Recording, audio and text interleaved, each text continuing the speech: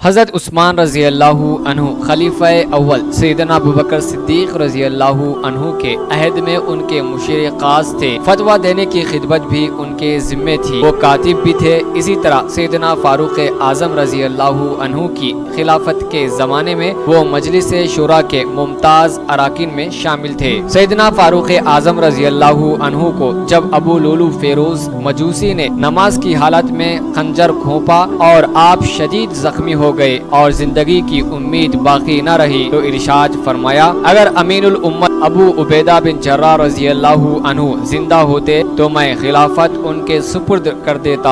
اور پھر انہوں نے عشرہ مبشرہ میں سے 6 صحابہ کو جو اس وقت زندہ تھے ان کے نام لیے اور کہا ان میں سے مشورے کے بعد کسی کو اپنا امیر منتخب کر لیں۔ یہ 6 عظیم شخصیات سیدنا عثمان بن عفان، سیدنا علی بن ابو طالب، سیدنا زبیر بن عوام، سیدنا طلحہ بن عبید اللہ، سیدنا سعد بن ابی وقاص اور سیدنا عبد الرحمن بن عوف رضی اللہ اجمعین تھے۔ سیدنا عمر فاروق رضی اللہ عنہ کی تدفین سے فراغت کے بعد یہ 6 بزرگ ایک جگہ اکٹھا ہوئے اور باہمی اتفاق سے سیدنا عبد الرحمن بن عوف رضی اللہ عنہ کو حاکم بنایا۔ انہوں نے مسلسل 3 دن تک مدینہ طیبہ کے اہل الرائے افراد، لشکر کے سپہ سالاروں اور عام مسلمانوں سے مشورے کے بعد خلافت سیدنا عثمان بن عفان رضی اللہ عنہ کے سپرد کر دی۔ سب سے پہلے خود ان کے ہاتھ پر بیعت کی، پھر سیدنا علی رضی اللہ عنہ نے،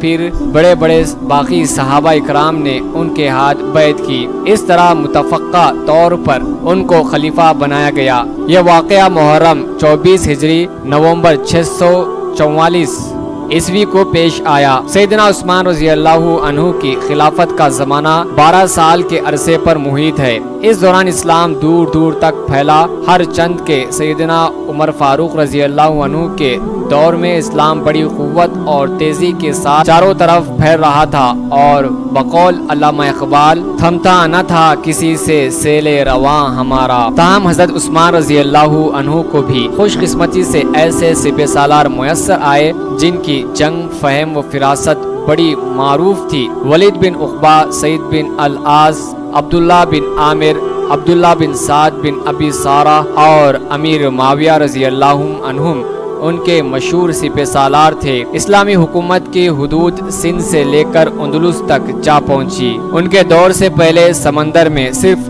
رومیوں کا راج تھا، مسلمانوں کی بندرگاہی غیر معروف تھی۔ رومی جب چاہتے تھے مسلمان پر بحری حملہ کر دیتے تھے۔ یہ سیدنا عثمان رضی اللہ عنہ تھے جنہوں نے امیر معاویہ کو حکم دیا کہ ان کے ہوتے ہوئے مسلمانوں کے سمندر خطرات میں کیوں گھرے رہیں اور ساحلی علاقوں کے مسلمان خدشات میں کیوں پڑے رہیں۔ میں چاہتا ہوں کہ اگلے سال کا چاند طلوع ہونے سے پہلے مسلمانوں کا بحری لشکر تیار ہو جائے۔ مورخین کے مطابق ابھی 1 سال کا عرصہ نہ گزرا تھا کہ امیر المومنین سیدنا عثمان رضی اللہ عنہ کے حکم پر بحری عرب میں مسلمانوں کے 1400 جنگی جہاز گشت کر رہے تھے۔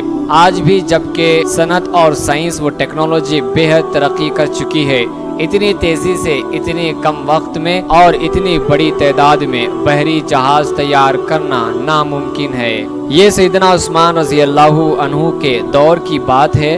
انہی کے لشکر کا کمانڈر عقبہ بن نافع تھا جس نے بحر ظلمات میں گھوڑے ڈالے تھے۔ سامنے خشکی کا کوئی کنارہ اور زمین کا کوئی ٹکڑا نظر نہ آیا تو وہ کنارہ اور زمین کا کوئی ٹکڑا نظر نہ آیا تو وہ گھوڑے سے نیچے اترا، سر سجدے میں رکھ کر کہا، اللہ آگے سمندر ہے، سمندر ہے، اگر مجھے اس کے بعد بھی کوئی زمین کا ٹکڑا نظر آتا تو وہاں بھی تیرے پیارے نبی صلی اللہ علیہ وسلم کا پرچم لہرا دیتا۔ انہی کے دور میں مسلمان فتح حاصل کرتے کرتے چین اور روس تک جا پہنچے اور ان کا بیشتر حصہ فتح کر لیا۔ یورپ کے دروازے پر مسلمانوں نے انہی ایام میں دستک دی۔ اسی دور میں افریقہ فتح ہوا۔ مورخین اور سیرت نگاروں کے مطابق جتنی فتوحات سیدنا عمر فاروق رضی اللہ عنہ کے دور میں ہوئی، اس سے کہیں زیادہ فتوحات سیدنا عثمان رضی اللہ عنہ کے عہد میں ہوئی۔ اس لحاظ سے دیکھا جائے تو ان کا عہد حکومت اہل اسلام کے لیے سراپا فتح و ظفر کا دور ثابت ہوا۔ ایک ایسی قوم کے لوگ جس کے پاس پہلے ایک کشتی بھی موجود نہ تھی، وہ سمندروں پر اس طرح حکومت کرنے لگی کہ 32 ہجری میں آبنائے قسطنطنیہ باسفورس یعنی استنبول تک جا پہنچے۔ یہ بڑا حیرت انگیز واقعہ ہے۔ انہی کے دور خلافت میں دو طرح کی فتوحات ہوئی۔ ایک تو وہ نئے علاقے تھے جو مسلمانوں نے فتح کیے، جس کا مختصر تذکرہ گزر چکا ہے۔ دوسرے فتوحات یہ تھے کہ سیدنا عمر فاروق رضی اللہ عنہ کے دور میں بعض علاقے فتح تو ہو چکے تھے، مگر رومیوں اور ایرانیوں کی شاپکار باقی ہو گئے تھے۔ چنانچہ سیدنا عثمان رضی اللہ عنہ کے دور میں انہیں دوبارہ حلقہ اطاعت میں داخل کیا گیا۔ مثلاً 25 ہجری میں سکندریہ مصر میں رومیوں کے ایما پر بغاوت شروع ہوئی۔ فاتح مصر سیدنا عمرو بن عاص رضی اللہ عنہ نے فوراً آگے بڑھ کر رومیوں کو شکست فاش سے دوچار کر دیا اور علاقے میں امن و امان قائم کیا۔ اسی طرح روس کے علاقے آذربائیجان اور ارمینیا میں یزدگرد کی تحریک پر بغاوتیں ہوئی، جن پر کوفہ کے گورنر ولید بن عقبہ اور سلیمان بہلی نے قابو پایا۔ تاریخ کے ان حقائق کو پڑھ کر قاری حیران رہ جاتے ہیں کہ سیدنا عثمان رضی اللہ عنہ کے دور میں مسلمانوں نے کس قدر کامیابیاں حاصل کی۔ چاروں طرف اسلامی حکومت پھیلتے چلے گئے، کہاں ہندوستان کا گجرات، کہاں خراسان، سوات، کابل، نیشاپور، کہاں تونس، الجزائر، مراکش، حتیٰ کہ اندلس یعنی اسپین کے دروازوں پر اسلامی لشکر دستک دے رہا ہے۔ سیدنا عبداللہ بن زبیر رضی اللہ عنہ مشرقی افریقہ کو فتح کرتے ہوئے اور مسلمان کوہ قاف اور بحر قزوین تک پہنچ جاتے ہیں۔ تاریخ ہمیں بتاتی ہے کہ مسلمانوں نے اس دور میں 50 کے قریب سمندری جنگیں لڑی۔ ان کے بحری قوت کا یہ عالم تھا کہ 31 ہجری میں قیصر روم نے ایک بہت بڑی بحری بیڑے کی مدد سے شام کے سواحل پر حملہ کیا، جس کے جواب میں امیر معاویہ اور عبداللہ بن ابی سیرہ رضی اللہ عنہما نے اس کو ایسے شکست سے دوچار کیا کہ رومیوں کو دوبارہ اس طرف حملہ کرنے کی جرت نہ ہوئی۔ تاریخ میں اس جنگ کا نام ذات السواری ہے۔ سیدنا عثمان رضی اللہ عنہ کی بے پناہ سیاسی بصیرت کا اندازہ اس بات سے بھی کریں کہ ان کے دور میں تہذیب و تمدن، صنعت و حرفت، تجارت اور علوم و فنون کو بے حد ترقی ہوئی، دولت و ثروت کا دورہ ہوا، اور صحابہ اکرام رضی اللہ عنہ نے مدینہ طیبہ کے گرد و نواح میں خوبصورت مکانات تعمیر کیے۔ تجارت کو فروغ دینے کے لیے پرانے بازاروں کے ساتھ ساتھ نئے بازار قائم کیے گئے۔ قریش کے سرکردہ افراد حجاز سے نکل کر دور دور تک پہنچ گئے۔ سیدنا عثمان رضی اللہ عنہ کے کارناموں میں سے ایک عظیم کارنامہ مسجد نبوی کی توسیع بھی ہے۔ انہوں نے گراں قیمت پر مسجد کے گرد و نواح کے مکانات خرید کر مسجد میں شامل کیے۔ اپنے دور میں انہوں نے امت مسلمہ کو ایک ایسا تحفہ دیا جو رہتی دنیا تک سب کے کام آتا رہے گا۔ انہوں نے عالم اسلام کو ایک ہی مشف اور قرت پر اکٹھا کیا، قرآن مجید کے نسخے لکھوائے کر دنیا کے مختلف علاقوں میں بھجوائے۔ آج ہم جس قرآن کریم کی تلاوت کرتے ہیں یہ مشف عثمانی ہے، اسی لیے ان کو جمین القرآن کا لقب دیا گیا ہے۔ اتنی تیزی سے ہر طرف ترقی، اسلامی حکومت کی توسیع اور اتنی عظیم کارنامے آخر کفر کو کیسے گوارا ہو سکتے تھے؟ چنانچہ انہوں نے مسلمانوں کے اس راست باز اور معزز و مکرم خلیفہ سوم اور برگزیدہ قائد ملت اسلامیہ کے خلاف بڑی گہری اور گھنونی سازش شروع کر دی۔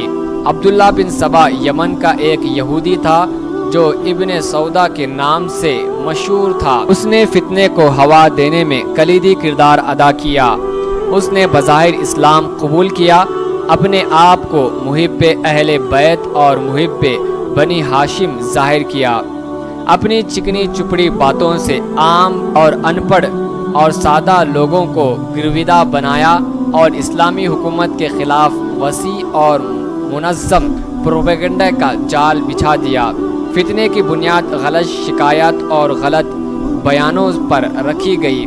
सैयदना उस्मान रज़ी अल्लाहु अन्हु के दीगर बेशुमार खूबियों में उनका नरम दिल होना भी शामिल है।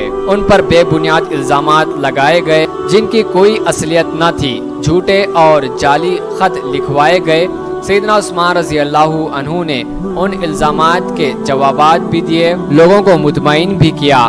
रास्तबाज और सच्चे मोमिन इस फितने से मुकम्मल तौर पर अलग हो गए, मगर उसके बावजूद आहिस्ता आहिस्ता शर पसंद मदीना तय्यबा में जमा होते चले गए। और फिर एक दिन वो आया जब शर पसंद ने उनके घर का मुहासरा कर लिया। इन्होंने अपने मकान के छत पर चढ़कर बागियों से खिताब किया और उन्हें समझाया। शर पसंदों को नसीहत की, मगर बागियों को दबाव बढ़ता चला गया। इस दौरान मुसलमान उनके दिफा के लिए आगे बढ़े। सैयदना अली रज़ी अल्लाहु अन्हु ने अपने साहिबजादों सैयदना हसन और सैयदना हुसैन रज़ी अल्लाहु अन्हुमा को इनकी क़यामगाह के बाहर हिफाजत के लिए पहरा बनाकर भेजवाया। अब्दुल्ला बिन ज़ुबैर और अब्दुल्ला बिन उमर रज़ी अल्लाहु अन्हु जैसे नौजवान दीगर बहुत सारे मुसलमानों के साथ मौजूद थे, मगर सैयदना उस्मान रज़ी अल्लाहु अन्हु की फितरत नरम दिली के इन्होंने मदीनतुल रसूल में खून रेजी को पसंद न किया। वो उम्मत में फितना और खाना जंगी नहीं चाहते थे, इसलिए अपनी हिमायत में किसी को जंग की इजाज़त न दी और अपने ज़ाती तहफ़्फ़ुज़ के लिए मदीनतुल रसूल की हुर्मत पर आंच न आने दी। अल्लाह के रसूल सल्लल्लाहु अलैहि वसल्लम ने उनके लिए पेशगोई फरमाई थी कि वो शहीद होंगे। उनको अपनी शहादत का यकीन हो चुका था। इन्होंने बागियों के तमाम मुतालबात, जिनमें खिलाफत से मुस्तफीज़ होना भी शामिल था, मुकम्मल तौर पर मुस्तरद कर दिया। हज का ज़माना करीब आ रहा था कि मदीना तय्यबा के बहुत सारे बासी हज के लिए मक्का मुकर्रमा रवाना हो गए। 18 ज़ुल्हिज्जा 35 हिजरी को जुमा अल मुबारक के दिन बागियों ने तीसरे खलीफा राशिद अल्लाह के रसूल सल्लल्लाहु अलैहि वसल्लम के दोहरे दामाद, जन्नत की खुशखबरी पाने वाले खादिमुल इस्लाम उस्मान बिन अफ़्फ़ान रज़ी अल्लाहु अन्हु को शहीद कर दिया। आप उस वक्त कुरान मजीद की तिलावत कर रहे थे। शहादत के वक्त आपकी उम्र 80 साल थी।